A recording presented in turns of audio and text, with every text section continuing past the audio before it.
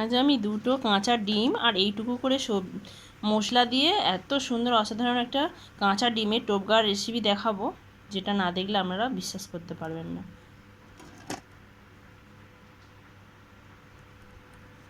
তার জন্য আলু আর পটল সেদ্ধ করতে দিয়েছি, হয়ে গেছে। জল ঝরিয়ে নেব। কড়াই বসিয়ে দিয়েছি, তেজপাতা আর 5 ফোড়ন দিয়েছি। এবার আমি একটু তেল দিয়ে দিলাম। ডিমটা ফাটিয়ে নিয়েছি। এবারে এইগুলো সবকটি উপকরণ এতে দিয়ে দেব।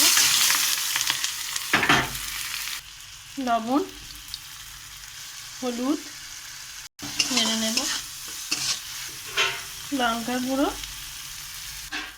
চাট মশলা দিয়ে ভাজা ভাজা হয়ে গেছে। এবার আমি সেদ্ধ করা সবজিগুলো দিয়ে দেব, দিয়ে 1 মিনিট ভেজে নেব। ভাজা ভাজা হয়ে গেছে। এবারে আমি এখানে অল্প করে জল দেব, পরিমাণ মতো জল দিয়ে দেবো। আপনাদের যতটা দরকার ততটাই দেবেন, বেশি দেবেন না, অল্প দেবেন। এটা একটু গ্রেভি গ্রেভি হবে। এই তরকারিটা আপনারা বানিয়ে খেয়ে দেখুন, অসাধারণ লাগে। আমি কাঁচা ডিম ভেঙে করব। এই যে মাখানা যে ডিমটা ছিল, এটা কিছুই আর মশলা দেবো না, এটা শুধু খালি জাস্ট কুসুমগুলো হালকা করে ঘেঁটে নেব। বেশি নাড়ার দরকার নেই, এরকম হালকা করে ঘেঁটে নিয়েছি। এদিকে তরকারিটা আমার ফুটতে থাকুক, একটু ফুটে উঠুক। তেজপাতাগুলো যা ফ্লেভার নেওয়া হয়ে গেছে, এগুলো তুলে ফেলে দেব। তরকারিটা এরকম টকবক করে ফুটছে, আলুটালি সব সেদ্ধ হয়ে আছে। এবার এই কাঁচা ডিমটা আমি এর মধ্যে এরকম করে আস্তে আস্তে আস্তে আস্তে দিয়ে দেব।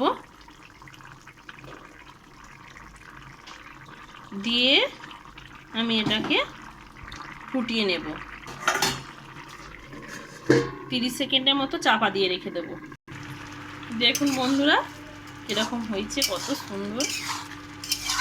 এইভাবে আপনারা রান্না করে একদিন বানিয়ে খেয়ে দেখবেন। কাঁচা ডিমের রেসিপি, 10 জন লোক খাবে 2টো ডিম দিয়ে। অত্যন্ত সুস্বাদু স্বাদের হয়।